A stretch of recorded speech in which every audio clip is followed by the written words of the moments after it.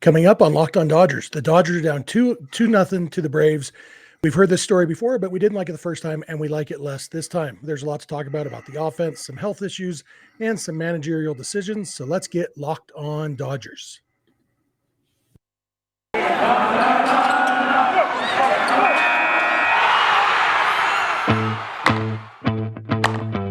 You are Locked On Dodgers, your daily Los Angeles Dodgers podcast. Part of the Locked On Podcast Network, your team every day.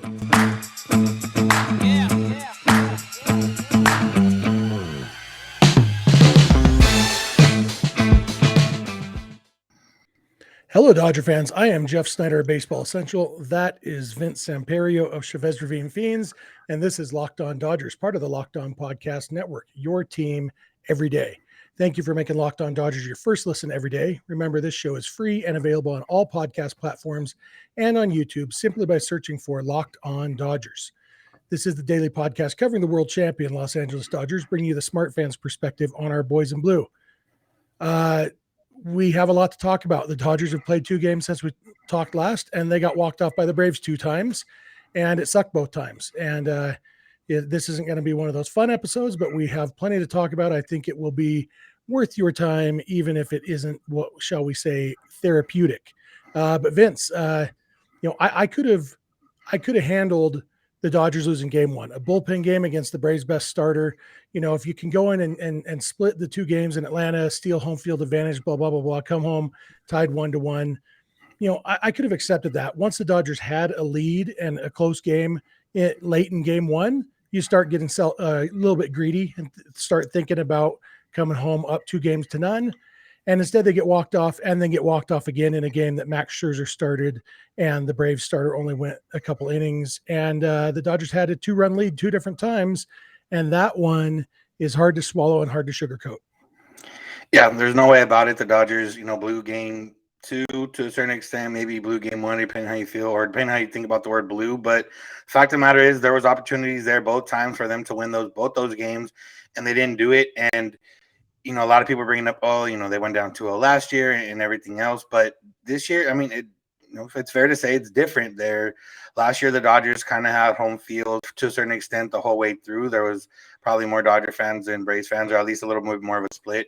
Here, this, new stadium, the Dodgers have only played in that stadium a handful of times. They, some of the dimensions are a little different. It's just a lot to take in, and to lose those 2 when you had them both late in the game is just annoying, especially considering the fact that, you would think that your bullpen could match up better than the Braves bullpen. You would think your offense matches up better than the Braves offense. And like I said, other than the unfair starting advantage in game 1, you had the unfair starting advantage in game 2, which we'll get into more of why it wasn't exactly too much of an advantage, but it doesn't feel good. And, it's hard to. Last year, at least you could say, like, oh, yeah, the Dodgers, they can still get in this. Their offense can help them out. But here, the offense scares me. And we'll talk about the offense more later. But it's just like, I don't know, man. It's not like they've really shown out at all in offense this whole postseason. And it's hard to say they're going to come back just by, pitching and defense, which their defense let them down a little bit too. Yeah, absolutely. And like you said, we'll talk about the offense in the next segment.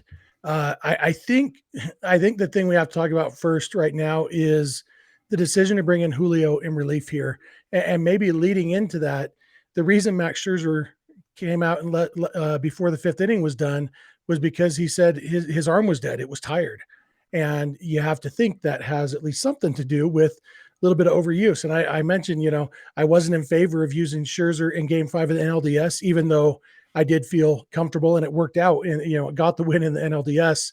But that was part of my concern, was you have another series to win after this one. And I understand you can't win the NLCS till you've won the NLDS. So I got it, but I didn't love the move then. And I loved it even less when Max Scherzer came up with a dead arm. First they had to go with the bullpen game because he wasn't ready to go in Game 1. Then he has a dead arm for Game 2. And it's like, well, if we had known he was going to have a dead arm, just have him go in Game 1 and have Buehler go in Game 2. So all in all, it seems to me like in a game where you already took out your starting pitcher because you used him in relief a few days ago, is it really the right move to go to the guy who's starting for you in 3 days in relief? Yeah, and that's the tough question. Obviously, you can disagree with it after the fact, and if you disagreed with it before the fact, then I guess props to you. But the there's different ways. Obviously Julio has been in that situation before, but kind of how they mentioned on the broadcast, he didn't do it at all during the regular season. Where last year it was a short season, so I guess it was a little bit different. This year, he pitched, started all the time.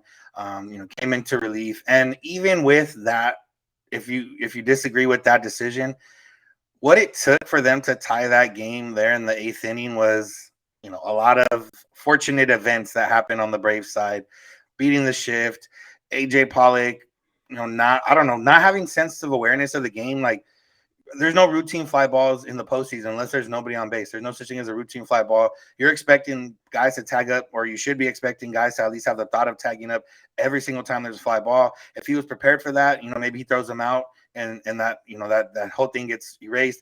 Steven Souza Jr. just having absolutely nothing on the baseball when he throws it in. Him being even in the game is also a factor of a few things, but also just kind of like, man, it just, everything that could have went wrong that eighth inning happened. And Julio also didn't have strikeout stuff. He got the one strikeout, but he didn't come out and have a lot of swing and miss stuff. So you can put it up to that. But I just think with so many relievers that they have, and kind of there's a reason. It's not like 2019 exactly, but there's you have good relievers there that are available to use. Go out and use them. Leave Julio alone. Let him be ready for Game 4, because now you're compromised Game 2, and now you're compromising Game 4. Yeah, and it was kind of interesting. The Dodgers chose not to pinch run for Justin Turner after he got on, and if they had pinch run for him, they would have been up 5-2 instead of 4-2. And so you think, okay, the reason they didn't pinch run for him was so they could double switch when Trinan came in, so that Trinan could go multiple innings. And they didn't use Trinan multiple innings anyway. So it's like, well, why didn't you pinch run for JT then? And the crazy thing is, and this, I said this on Twitter, and I made the point, it's not a criticism, because I do think having Souza over McKinney on the roster is the right move, considering the Braves left-handed relievers. But if Billy McKinney was on this roster instead of Steven Souza, then the defensive alignment in that inning is McKinney at first, Mookie in right, and Belly in center. So Mookie throws out Rosario at home, and Belly probably catches that ball that was hit by Riley, because Belly left-handed, so the glove's on the right side, and he's faster than Mookie. He probably catches that ball hit by Riley. And, it's like, who would have thought that Billy McKinney and Steven Souza, that decision would have such a big effect on this game? And again, it's not a criticism. I think it's the right roster move. But yeah, just so much stuff had to go wrong. And even with, Souza's terrible throw to the plate, it was still bang, bang. He was almost out. The throw when Albie scored on Riley's hit, the throw beat him. It got there right at the right time. If the throw is 3 inches farther to Smith's right, it's probably, Albies is out at the plate. Just a game of inches. And then, without even talking about Trey Turner's ball that should have been or would have been a home run in 29 other stadiums and wasn't, it's a game of inches, and all the inches went the Braves' way. But as we'll talk about in the next segment, the Dodgers, it shouldn't have been a game of inches with how many opportunities the Dodgers had, Yeah, I think Petriello discredited the 29 out of 30, but regardless, it would have been a home run in a lot of stadiums. The other part too is just the one that's not really being talked about. Is they put Matt Beatty to pinch hit, they bring in the lefty, they put Pujols in. As much as you think about it, Pujols is more of he's not just a one at bat guy. With the fact that they don't have that many first basemen on the roster, he's a guy that you have to consider defensively as well. And when you burn 2 first basemen with one at bat, that kind of puts you in that position where you have to have Souza in the outfield, Belly at first instead of in center. Mookie, everyone's kind of moved around. And I don't know. I don't think Pujols is hitting good enough for them to have burned 2 first basemen and one at bat at that time. Yeah, that might be right. All right, we'll talk more about the offense in just a sec. So keep it locked on, Dodgers. Does this sound familiar? You've got one device that lets you catch the game live, another that lets you stream your favorite shows. You're watching sports highlights on your phone, and you've got your neighbor's best friend's login for the good stuff. Well, I want to tell you about a simple way to get all the entertainment you love without the hassle, and a great way to finally get your TV together. It's called DirecTV Stream, and it brings your live TV and on-demand favorites together like never before, so you can watch your favorite sports, movies, and shows all in one place. That means no more juggling remotes and no need to buy another device ever again. And the best part, there's no annual contract. So get rid of the clutter and the confusion and get your TV together with DirecTV Stream. You can learn more at directtv.com. That's directtv.com. Compatible device required. Content varies by package. All right, we're back. We want to thank you guys for making Locked On Dodgers your first listen every day. Reminder that we are free and available wherever you get your podcasts and on YouTube if you want to look at our faces while we cry about the Dodgers losing 2 games in a row to the Braves, which is what we're doing here. If you're watching on YouTube, you can see that we have been sobbing this entire time, wiping our noses, everything. It's not, it sucks. The offense, Vince, last year, in the postseason, the offense really stepped up. There were times last year when I thought Dave Roberts was getting too cute with the pitching. It's like, well, you've got 5 starters. The Dodgers last year, I thought they were uniquely positioned in a postseason setup with no days off. They were the only postseason team that actually had 5 good starters, and yet they still went with bullpen games and piggyback starts and stuff. And I thought it was a little too cute, but the offense stepped up and set records for most runs scored with 2 outs in a postseason. They were very clutch, and this year we are not seeing that so far in the postseason, that clutch hitting and getting those key hits with runners in scoring position.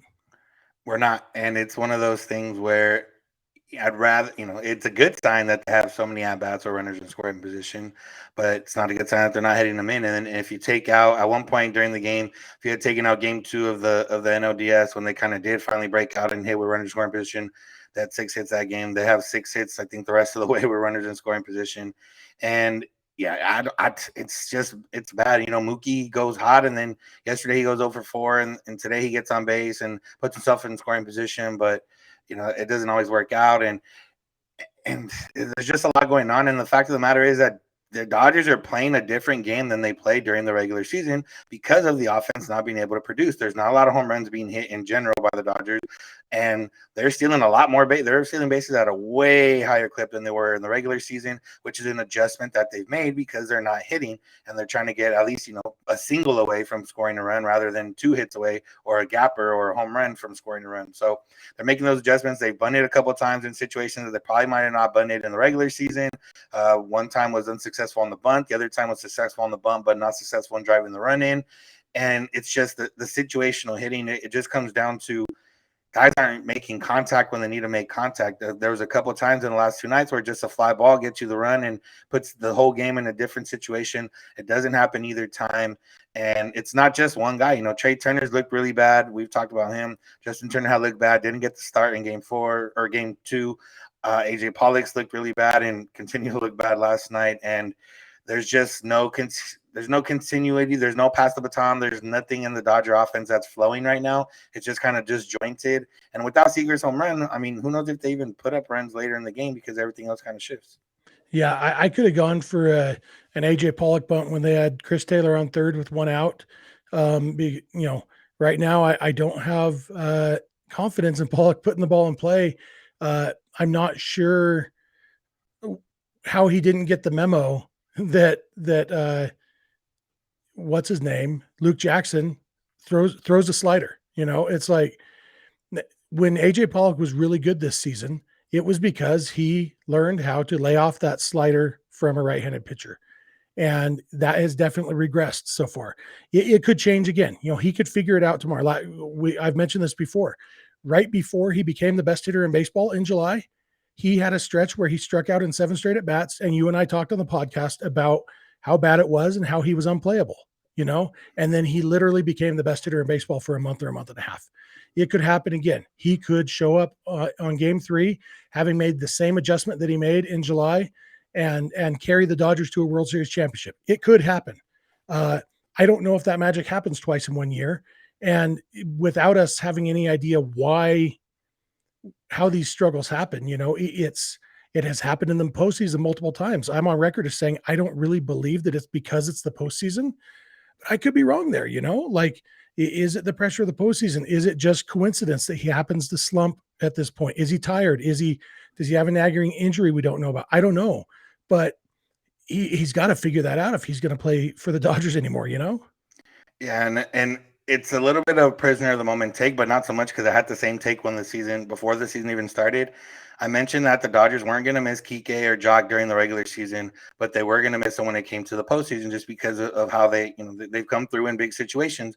And from what we see, especially from Jock in this game, Jock and what we've seen kind of from Jock this postseason, Kike a little bit the same, is they might not be good hitters, but they can hit bad pitches. And that's exactly what they've been doing most of the postseason. None of the hits that these guys are hitting have been good pitches. And that's the thing with the Dodgers. They are swinging and missing at the bad pitches, but they're getting to that point because they're either fouling off or missing the good pitches. They faced a lot of good pitching so far. We're not going to discredit, the Giants pitching, the Braves pitching. They faced a lot of good pitching, but they fouled off a lot of fastballs that were center cut or around the plate. They've chased a lot of pitches that were out of the strike zone, and that combination just isn't going to get you anywhere. And that's where they're at right now. And I Trey Turner, especially, I feel like Trey Turner comes up 0-2 every single time he's at the plate. And that's a theme for him. He does have he has a lot of 2-strike hits. I think he led the league in 2-strike hits because he always comes up and he has 2 strikes right away. But what we saw in the regular season was that he wasn't chasing when he had 2 strikes, and now he's chasing when he has 2 strikes. We see other guys, even though Cody Bellinger is playing better, it's hard to count on him because it's not always going to work out that way. Gavin Lux hasn't really, been as hot these last 2 games as he has. And like I said, it's just jointed right now. Nobody's really hitting, and the hits aren't coming at the same time. So game 1, 9 hits, didn't really score too many runs this game. I don't remember how many hits, but, didn't really score too many runs. But they had runners on all the time, and it's just going to come down to you got to – I don't know. I'm not we're not going to project or put hitting coach on it, but, break it down to the situation and see what you need to do and put the ball in play. Look what happened to the Braves. They put the ball in play. Some of those – a lot of there's broken bat hits, there's bloopers, there's a bunch of stuff happening that the Dodgers aren't getting right now because they're not putting the ball in play when they need to. Yeah. And we saw the one time they did put the ball in play when they needed to, they got a 2-run bloop single out of it. It worked. And it was kind of funny. Dodgers sent 8 batters to the plate that inning, scored 2 runs, and only put 1 ball in play. That inning was very emblematic of the season as a whole, and definitely the postseason as a whole so far. It's watching Austin Barnes up there. Do they need a second catcher on the roster? I don't know that they have a better option for that roster spot, but he's pretty much useless right now, huh? Yeah, I mean, at least he drew some, he got into a full count, but then it was literally a fastball right down the middle, and he just swung through it, not even a fast fastball. And that's, kind of where Roberts is handcuffing himself a little bit by playing the matchup maybe a little bit too early. And we've talked about this before. Matt Beatty against lefty is not the worst thing, especially a lefty that throws a fastball like the way Matzik does. Albert Pujols, for what he was during the season, he hit lefties, but he wasn't hitting off high velocity lefties. He was hitting off, not guys that aren't throwing 98 like Matzik does. And I think you mentioned it in our chat, maybe with Justin or whatever, that he probably would have been better served saving him for maybe a potential Will Smith at bat. And I think Roberts has got to start trusting some guys, going to Julio on the 8th, maybe shows not a full trust in some of those guys in the bullpen, or not trust of throwing them on back-to-back days, whatever the case is. And I think, you got to start putting some trust in some of these guys, because you're handicapping yourself in situations. And I know you got to play for the win when it comes down to it, but at this point, I don't see Matt Beatty against a lefty that much different from, Albert Pujols against a lefty that throws 98. Yeah, it's interesting. Like Pujols, even during the regular season, like he's not a guy who fills you with confidence when he comes to the play. He has come through many times for the Dodgers this year. Every time it surprised me, and that probably says more about me than about him. But he's not a good hitter anymore.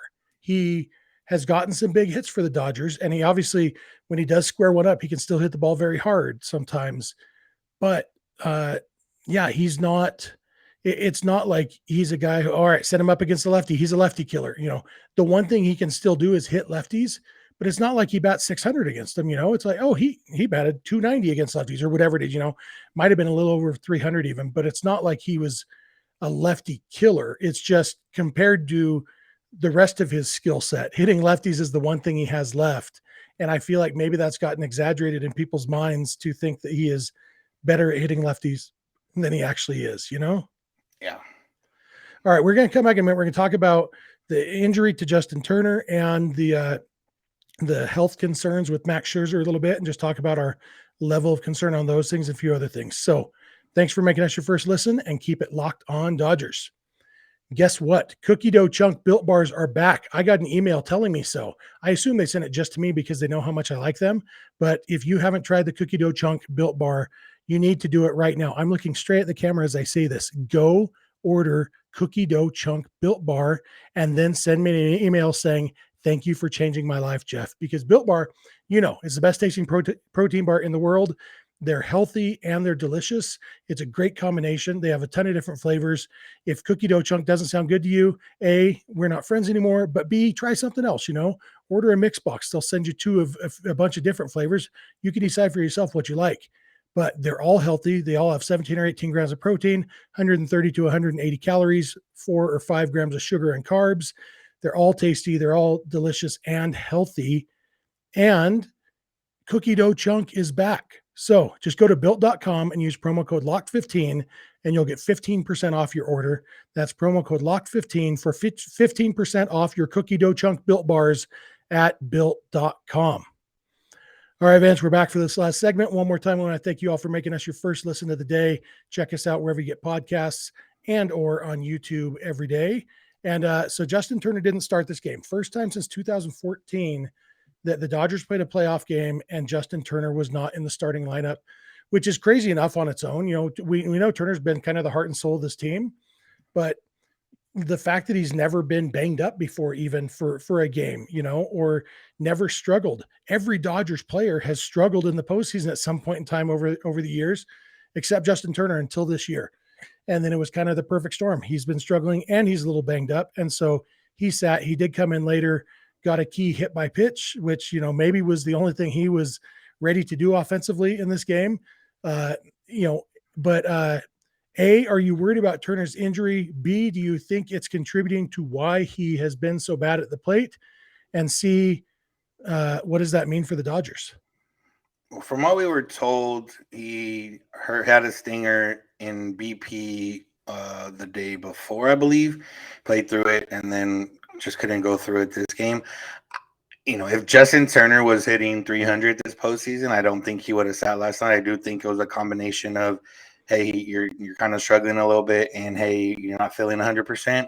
I definitely think that's the case, and I'm not worried about the injury if they're being honest with us. If it's just a stinger, you can't move your neck, you'll blast it out with the massage gun, and you can get back out there and be fine. But it's also a matter of, is he your best option right now? We talked about this last week, and we didn't think it would, he would, in the NLDS, we didn't think he'd get sat. But now you're getting to the point where, is Justin Turner your best option? He hasn't had the greatest defensive time in the playoffs so far, as well as not the greatest offensive time. Dropping him lower in the lineup probably is what they're going to end up doing if he does end up playing and he's healthy. But, what it does to the Dodgers is it just gives you that guy. Justin Turner is a guy who does exactly what we talked about earlier. Put the ball in play when you need it to be put in play. He's poked a bunch of singles through the right side of the infield. He's hit a bunch of balls over the wall in left field. Like he can cover all sides of the plate, and he's done it so far in the postseason.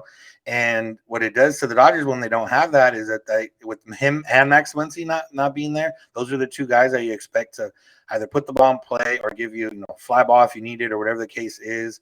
They're not there. It hurts the Dodgers offense as a whole. And if everyone else is struggling or there's, like you said, not that continuity in the lineup, that's where it hurts them the most. And that's where we've seen where it's hurt them.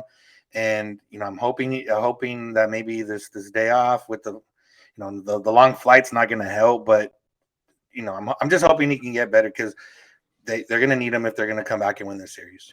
Yeah, for sure. And, maybe with Charlie Morton going in game 3, it does make sense to sit him one more time, put Matt Beatty at first base, Chris Taylor at third, and move Bellinger back to the outfield. They'd have to make a decision about, Lux in left or Bellinger in left. And, you kind of, who knows what they do there, how much they care about Lux's comfort level or whatever.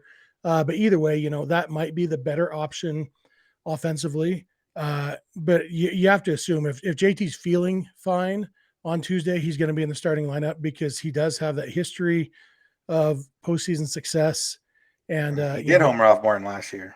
Yeah. He JT is not one of those platoon split guys. He's not a guy you'd think about platooning anyway. He hits righties just fine, and sometimes even better than he hits lefties. And so, it would really come down to how he's feeling. But yeah, I feel like the Dodgers need Justin Turner. They need Trey Turner too. They need both of those Turners to do something. Pollock is a guy they can survive without because you can bench him more easily. But the Turners, they can't really. I don't think they can win this series without the Turner brothers hitting the ball better.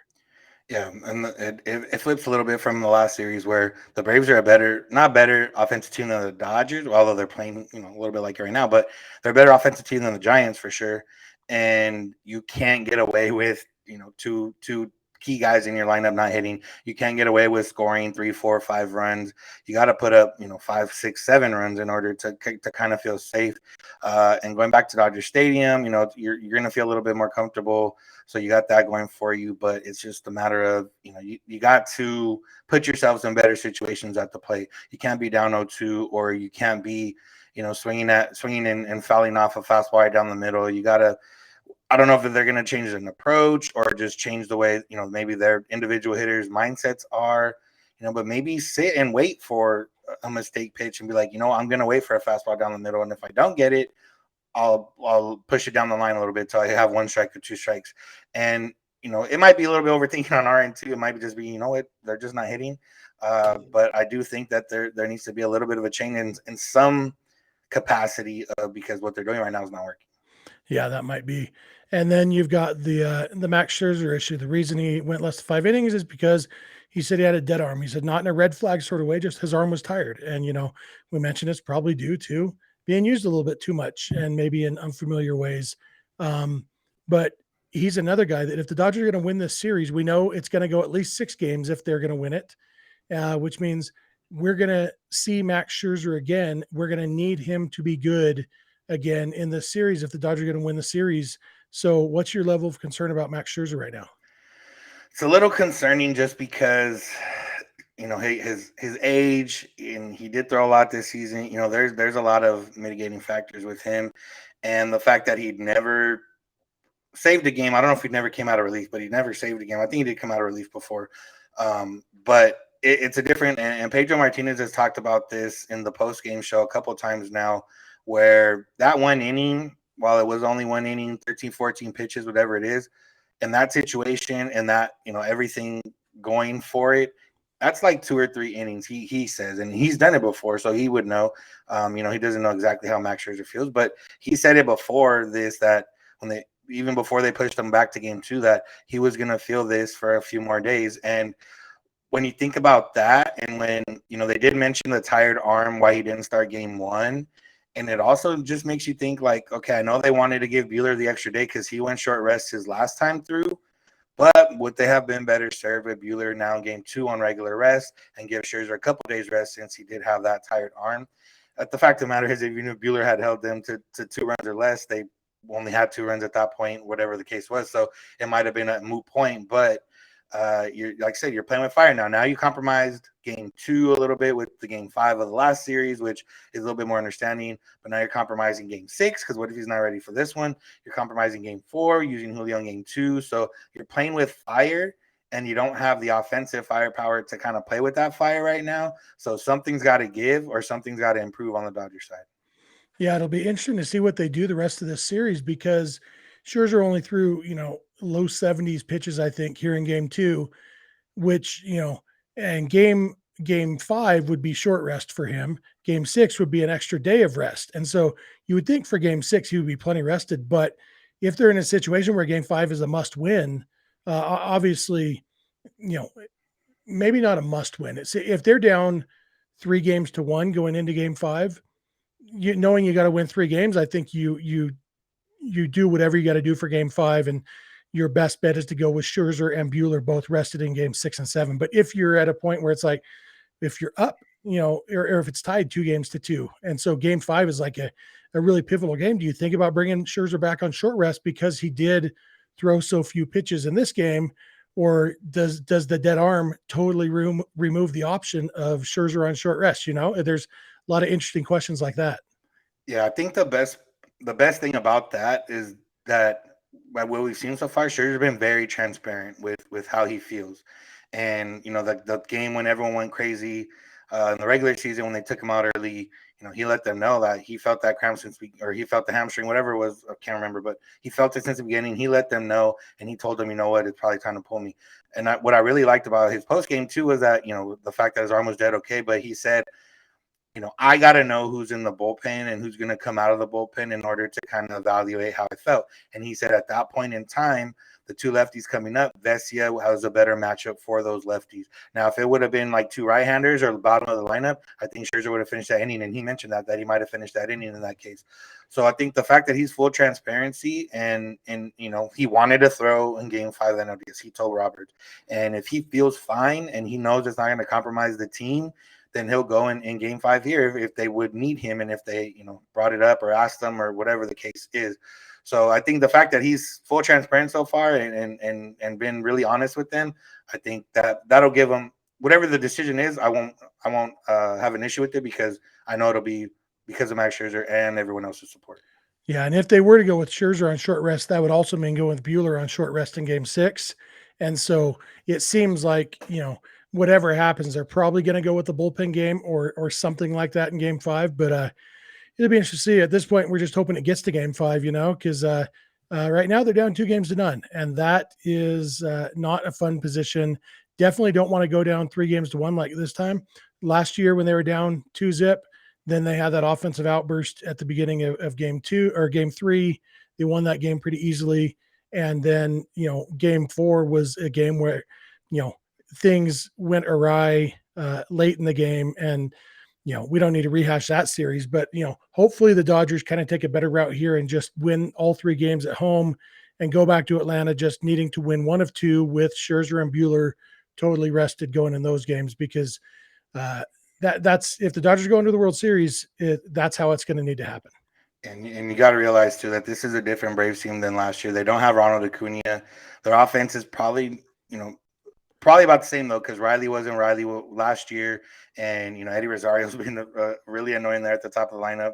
And Freddie Freeman hasn't even done anything. That's the bad part. Last year, Freddie Freeman was the one that was helping contribute to beat them. This year, he hasn't done anything.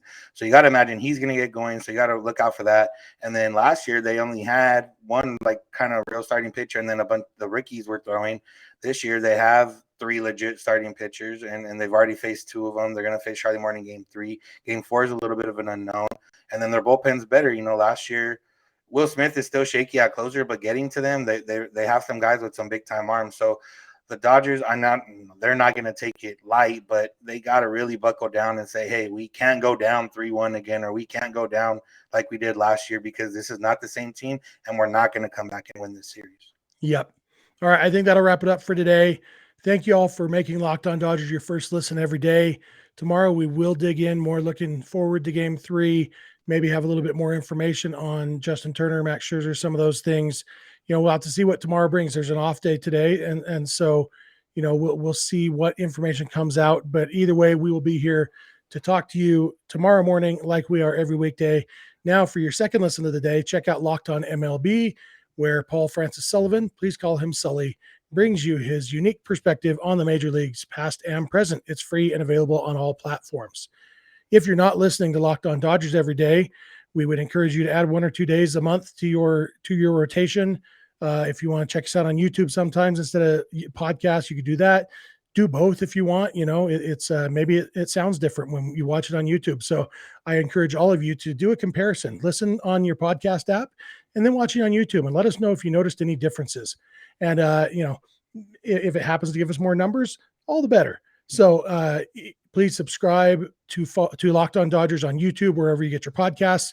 You can follow us on Instagram and Twitter at Locked On Dodgers. Vince is on Twitter at Vince Samperio. I am on Twitter at Snidog, and the DMs are open in all of those places. You can email us at lockedondodgers@gmail.com, or you can leave us a voicemail or shoot us a text at 323-863-LOCK 5625. We are here every weekday morning, and we hope you'll be here with us. When you get in your car or sit on your couch, tell your smart device to play podcast Locked On Dodgers. And remember, you don't have to agree. You just have to listen. We'll talk to you tomorrow. Have a good one.